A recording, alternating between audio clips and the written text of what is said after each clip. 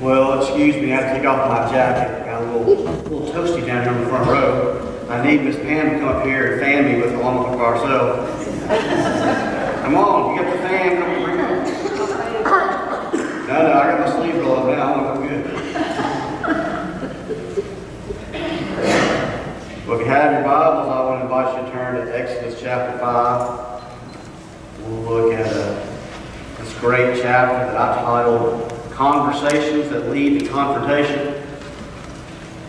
We're going to see how each one of these conversations builds upon and leads to the next thing. And nobody likes confrontation. Well, I don't think anybody likes confrontation. I know I don't like it. It's one of those things where it's a necessary evil.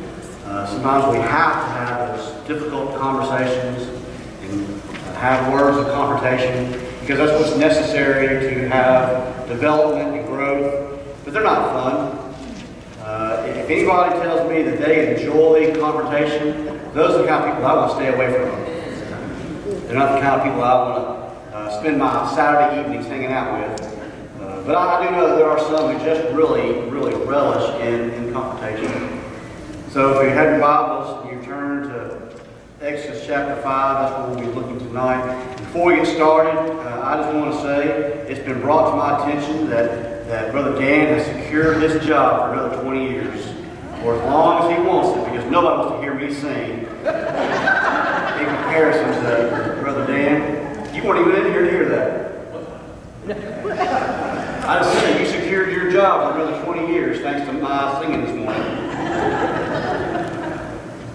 Well, and if I ever do sing again, I will make sure that it's not in the midst of high pollen count.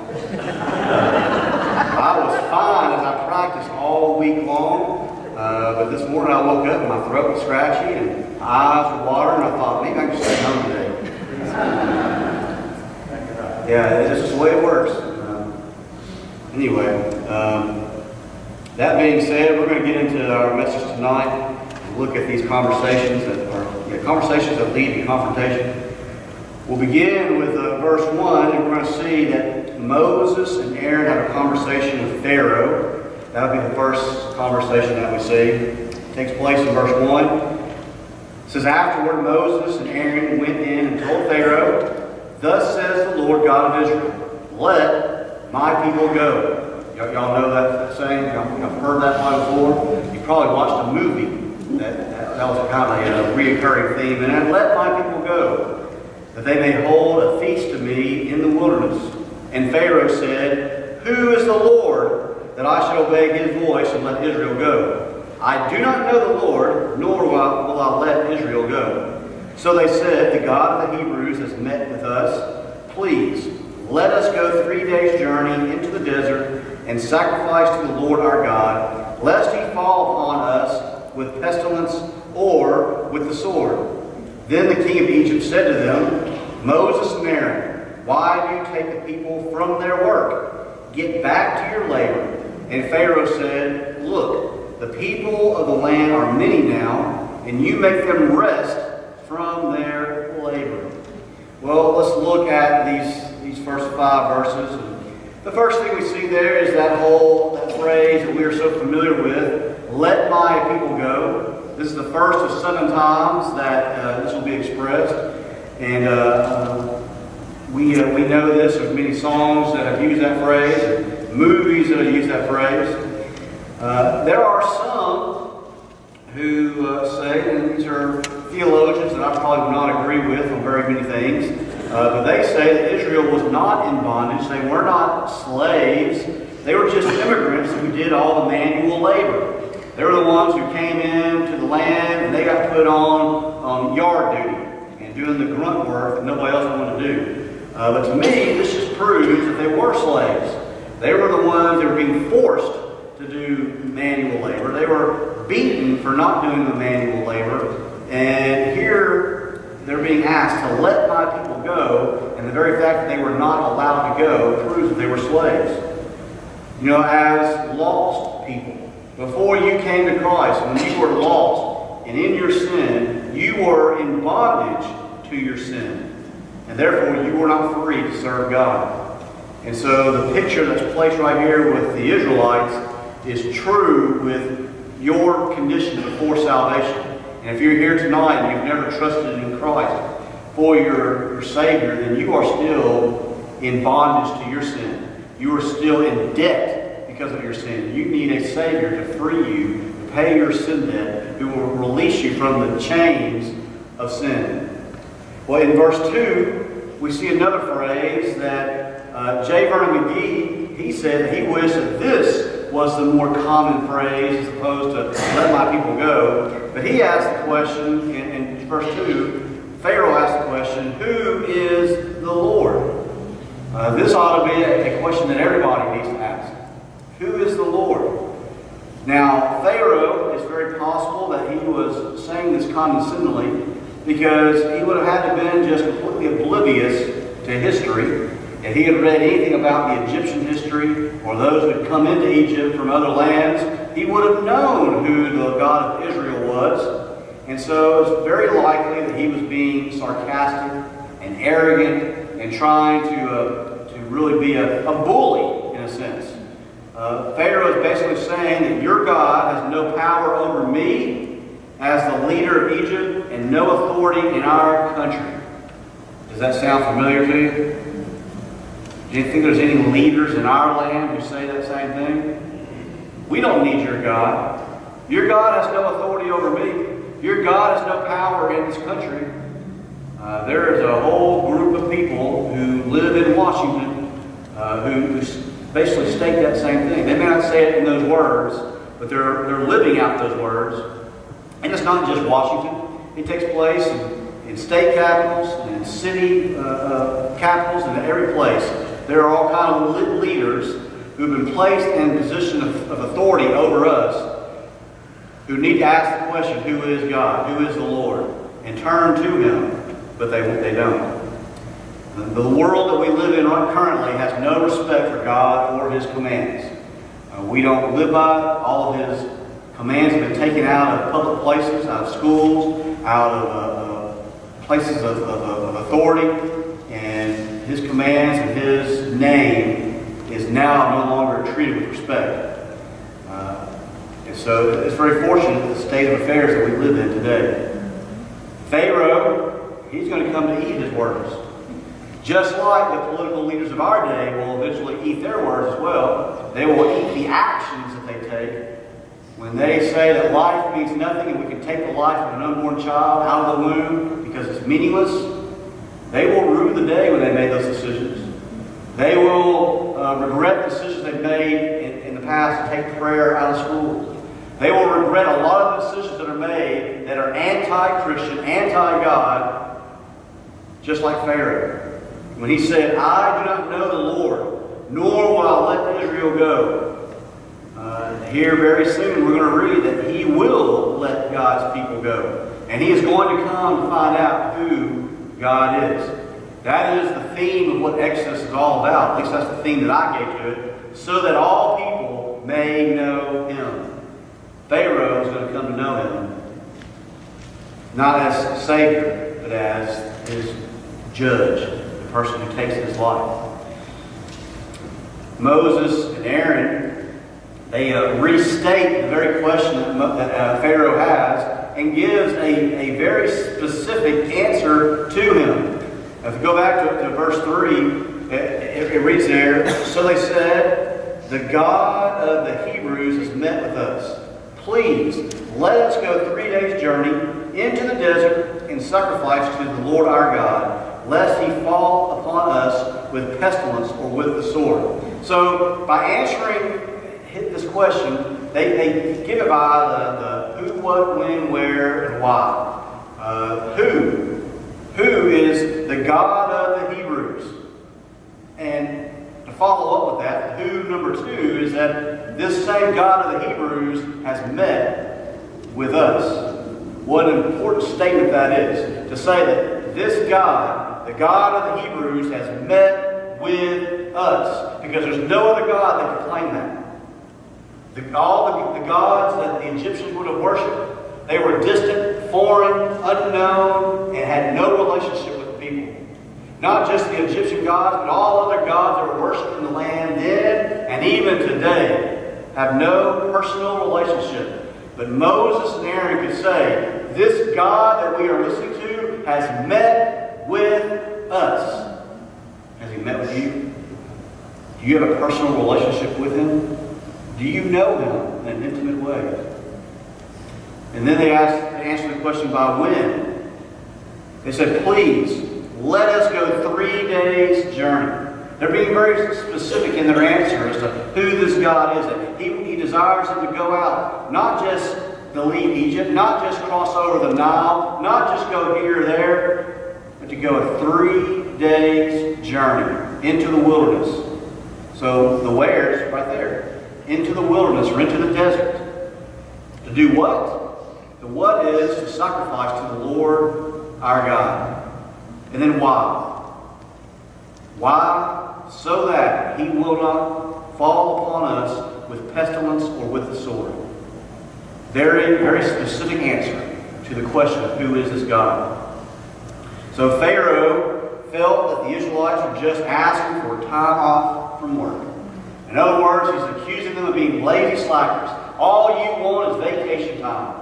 Well, if Pharaoh had any brains in his head, he would know that workers work better when they have time to go and have some time off. Have some family time. To have time to go and worship and do things that recharge their batteries, refresh their soul. If Pharaoh knew what he was doing, if Pharaoh had been a good boss, and he would have said, yes, please go. And maybe he should have said, please go, and can I go with you?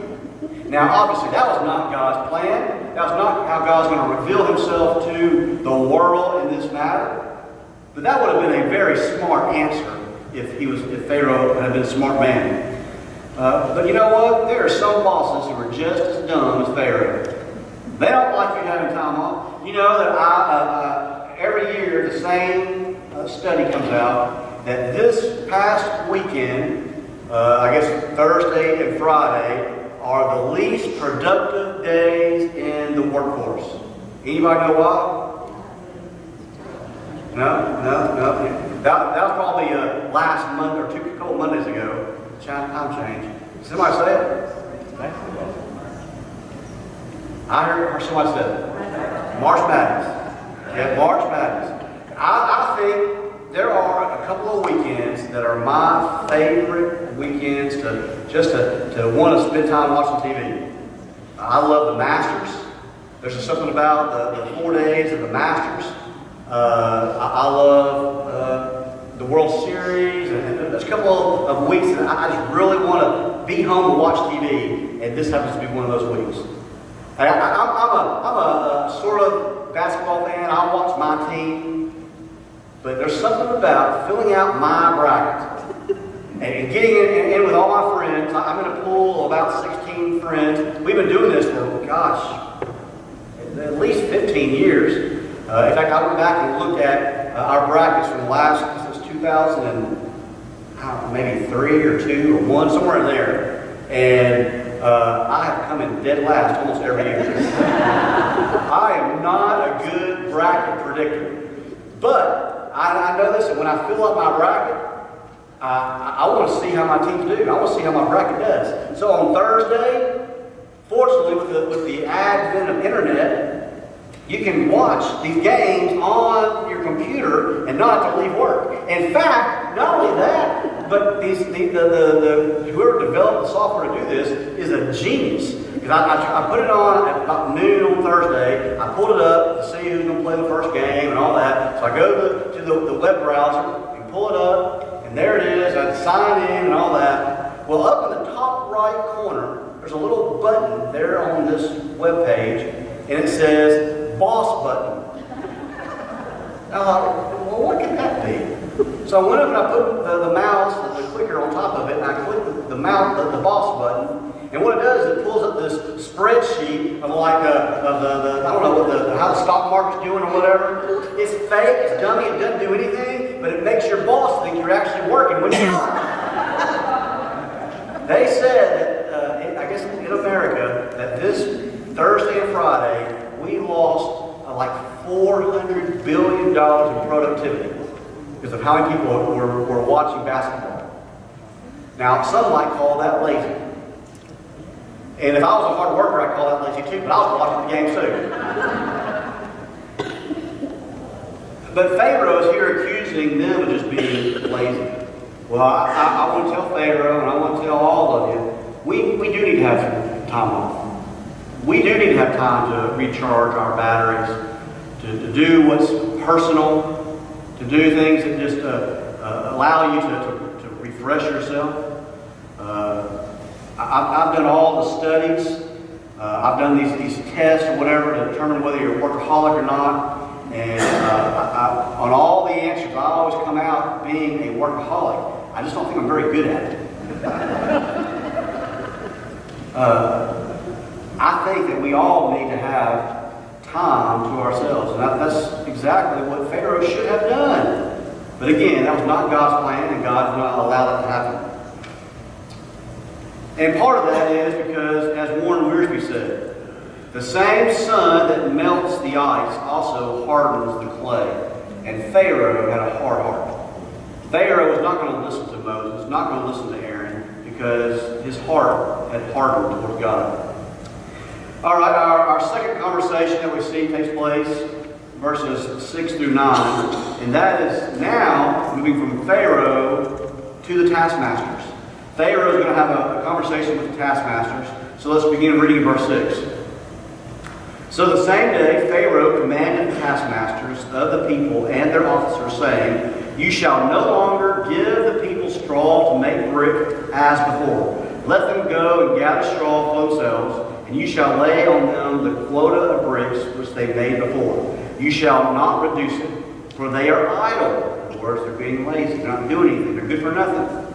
Therefore they cry out, saying, Let us go and sacrifice to our God. Let more work be laid on the men, that they may labor in it, and let them not regard false words.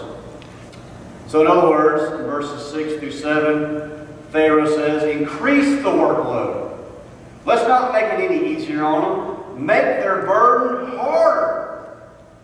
Oh, wouldn't you love to work for this man? You just ask for 3 days off. A little time to go and spend with your family. A little time to go and worship. It is basically a conference or a camp to go and get along with God. And Pharaoh says, No, I'm not going to let you go, but in fact, I'm going to make you work even harder. I'm going to make your burden that much greater. And so he tells the taskmasters in verse 8, Do not decrease their quota. Make them work even harder and have the very same output. Make them work and do more work, and the level of output needs to stay the same. And so basically what Pharaoh is doing in verse 9 is mocking God. Woe is the man who mocks God. Pharaoh is going to find out in a very not so friendly way who this God is when he reveals himself to Pharaoh. All right, the third conversation takes place. Now it's moved from the taskmasters, and it will be to the Israelites. So the taskmasters are going to have this conversation with the children of Israel. In verse 10, we begin reading. It says, And the taskmasters of the people and their officers went out and spoke to the people, saying, Thus says Pharaoh, I will not give you straw. Go get it yourselves, straw where you can find it. Yet none of your work will be reduced. So the people were scattered abroad throughout the land of Egypt to gather stubble instead of straw. And the taskmasters forced them to hurry, saying, Fulfill your work, your daily quota, as when there was straw. So the officers of the children of Israel, whom Pharaoh's taskmasters had set over them, were beaten and were asked, Why have you not fulfilled your task in making brick both yesterday and today as before? So this conversation is from the taskmasters and their officers. The officers are those who were of Israel, who were kind of the hierarch, the upper echelon, I guess, who they would relay the message from the taskmasters to the Israelites. And so you had kind of a pyramid scheme there. So we see that there was a chain of command. And they were all in on this discipline towards the Israelites. Here the Israelites have been crying out for help. God, have you forsaken us? God, where are you? God, we need you. And when they think the help has arrived, it just got worse. The beatings, the abuse, the workload, everything got worse. In other words, they're told to work harder, not smarter. I remember when I was in college and I was working on staff at a church, and I loved my job. I was a gym director. I got to go and be in a basketball gym all day long. I mean, you couldn't ask for a better job when you're in college. And it was a ministry, and I was really getting my feet wet, and I was there. I was just soaking it all up. I love going to staff meetings. I love going and seeing as outreach. We had youth come into our gym, and I was there to help them and to do all kinds of things. But the minister of recreation there, who was over me, he would watch. He would tell me things. One of the things he told me to do is, Chris, you're going to burn yourself out if you're here all the time. You come in and you work all day long. You work after you get out of school. You come in, and then even after we close up, you stay late. You invite your friends to come and play. And that's great. And I know you're loving what you do. But I'm going to tell you, you're going to burn yourself out. And he was right. Within about 2 years, I was sick of the place. It's because this happens. It's just natural. You do burn yourself out if that's all you do constantly. And so that's why going back to the whole idea of rest or retreat, vacation, all that is important to have a way of recharging your batteries. But that's not the only lesson he taught me. There's another lesson he taught me, and he said, Chris, you need to learn to work smarter, not harder. He would see me carrying or going around the gym, and I would just try to do everything all at once. I'd be in one corner of the gym, and we had 2 basketball courts with a retractable curtain that could lower down to divide the 2 courts, and we'd have basketball games all day on Saturday from all, it was a big deal. And one of the nicest facilities you could ever go into. It was built probably around like 1990. No, before then. I'd say probably around 85, 86, somewhere in there.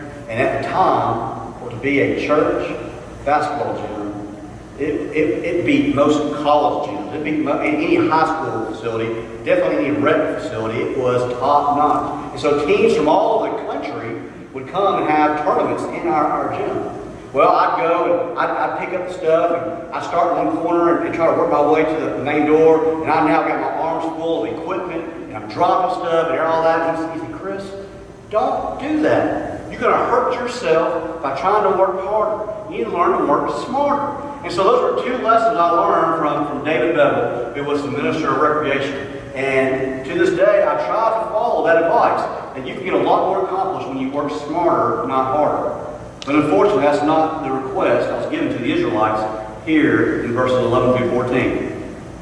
Okay, our 4th conversation is now the Israelites go to Pharaoh. The Israelites have a conversation with Pharaoh that takes place in verse 15. Then the officers of the children of Israel came and cried out to Pharaoh, saying, Why are you dealing thus with your servants? There is no straw given to your servants, and they say to us, Make brick. And indeed, your servants are beaten. But the fault is in your own people. What a great way to speak to the leader of the land, is to say, you're at fault. Your people are at fault, not us. Verse 17 says, But he said, You are idle. Idle! Therefore you say, Let us go and sacrifice to the Lord. Therefore go now and work. For no straw shall be given to you, yet you shall deliver the quota of bricks. And the officers of the children of Israel saw that they were in trouble after it was said, You shall not reduce any bricks from your daily quota. You see how the progression is going with these conversations? It's just getting more and more strenuous. It's more and more of a confrontation, and it's not very pleasant. What the Israelites did is they went straight to the top. Well, sort of. They went to the top, so they thought. They went straight to the top of the land. They thought Pharaoh could solve their problems. Instead, they should have gone to God. God was the one who would fix their problems. But don't we do the same thing? Don't we think that we can solve our own problems, that we can fix the issue, instead of just laying the issue down at the feet of Jesus? We always think that we can fix it, or we go to somebody else who we think they can fix it, when God says, bring it to me, and let me take care of it. I'll take care of your problem, and I'll take care of you. But then as Pharaoh addresses the people there in verses 17 through 19, he just basically flat out tells them, you're a bunch of lazy slackers, you're idle, you're good for nothing. You're not doing what you're supposed to be doing, you're lazy. I would not enjoy that conversation. Well, the Israelites have now got their feelings hurt. They now see that they're in a world of trouble. They leave Pharaoh's presence, and they go out. The Israelites have a conversation with Moses and Aaron. In verses 20 and 21 it says, Then they came out from Pharaoh and met Moses and Aaron, who stood there to meet them. And they said to them, Let the Lord look on you and judge. In other words, Moses and Aaron, you're at fault. Or they met him and said, Moses and Aaron, we hate you for what you've done to us. Because you have made us abhorrent in the sight of Pharaoh and in the sight of his servants, to put a sword in their hand to kill us. So now the complaining begins. The story of Exodus, we're going to hear a lot of complaining, where the Israelites complain to Moses, why have you brought us out here to die? Why didn't you just leave us where we were? Why this? Why that? Well, here it begins, right here. Moses and Aaron, what have you done? We're going to die at the hand of Pharaoh, all because you did this to us. But as always, and just like it is even today, the complaining is not against God's leaders. It's against God himself. There's a lot of people who come and they'll complain about the leaders in the church. They'll complain about a deacon or a Sunday school teacher or an associate pastor, the pastor, or whoever hurt their feelings or said something they didn't agree with, and they're complaining about the leadership of the church. Well, complaining is really against God. As long as the leadership is staying true to the Word of God and staying true to the leading that He has given them, your complaints are not against the leader. Yeah, we leaders, we take it personal, and we shouldn't. But the complaints are against God. So that's why I want us to be very mindful. Yes, you may not agree with something. Yes, you may want to do things differently. And if God had put you in that position, you might have done things differently. But before you open your mouth and complain, think about it. Are you complaining against man or complaining against God? Well, our answer is always going to be, it's man.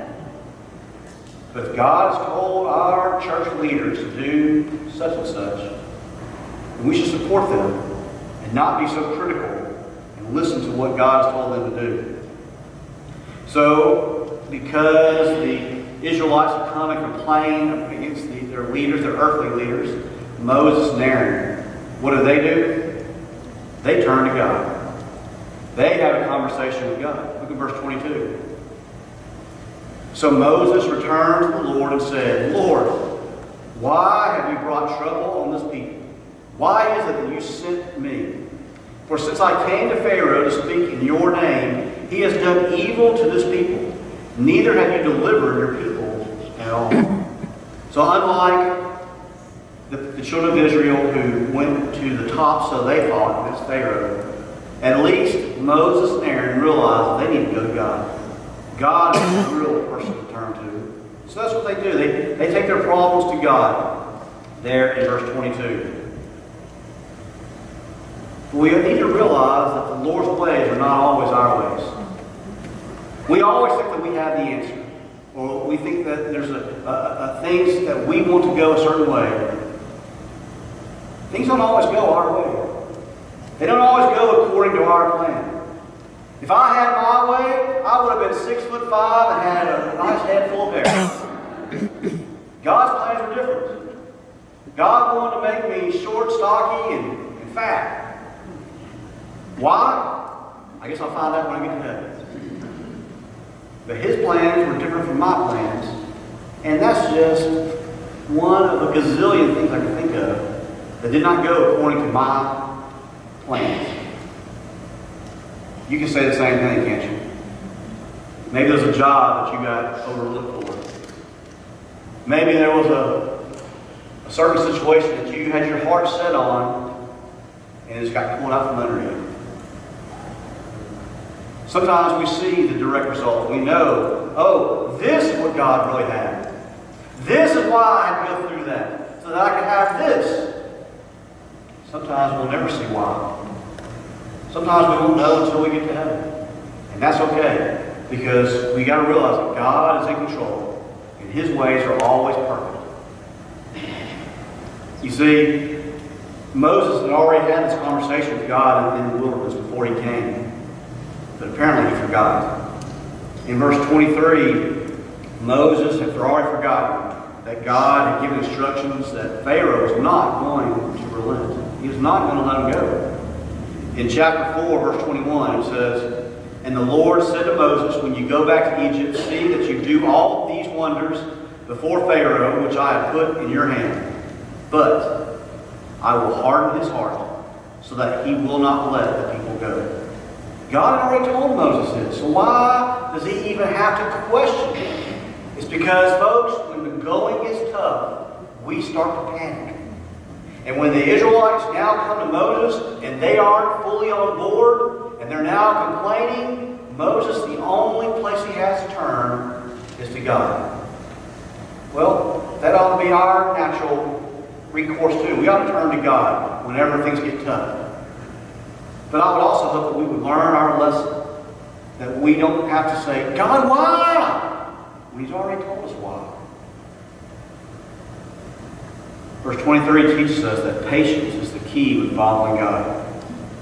Patience is a hard thing, isn't it?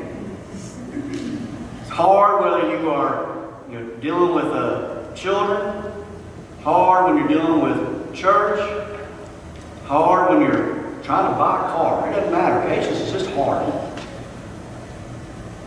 And patience is hard when we're living obediently to God. It's often said that we are microwave children living in a crock-pot society. We want right here, right now. I want a TV dinner cooked within 3 minutes. Yeah, some of y'all turn your nose at TV dinner. Do you even buy TV dinners anymore? I don't know. But I want it right here, right now. I want it done my way today. That's not the way God works. God says, no, we're going to do it my way. When I say it's right. We need to sit back and say, yes, God, I trust you. I want to follow you. Whatever you say is right. Whatever you do is right. He's going to teach that to the Israelites. He's going to teach that to Egypt. He's going to teach that to the people who are in the promised land right now, currently. Before the Israelites even get there, they're going to see the mighty hand of God. They're going to know who this God is, and they're going to tremble with fear. It's got to be patient. How patient are you? How patient are you when it comes to trusting God? Patience is hard. So just let go and surrender to Him.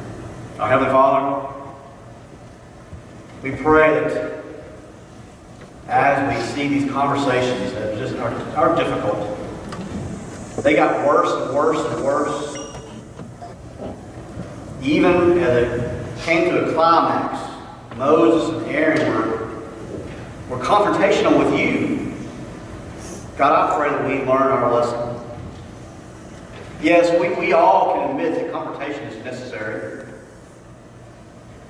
But Father, we need to do things your way and not our own way. We need to get our agenda off the table and only follow your agenda. Father, we know that you have perfect plans. Help us to open our eyes to see your ways. Help us to be patient, to follow your timing. And God, I pray that we will be faithful, obedient servants of the cross. And it's in Jesus' name we pray.